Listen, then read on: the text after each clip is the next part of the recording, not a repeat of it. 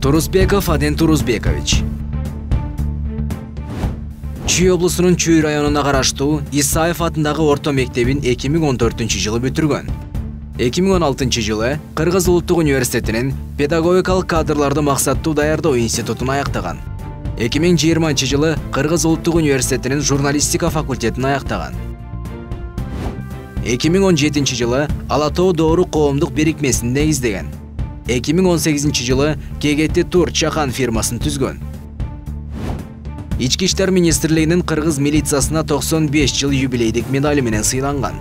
Кыргыз Республикасынын өкмөтүнө караштуу финансы рыногун жөнгө салуу жана көзөмөлдөө мамлекеттик кызматынын ардак грамотасы менен сыйланган.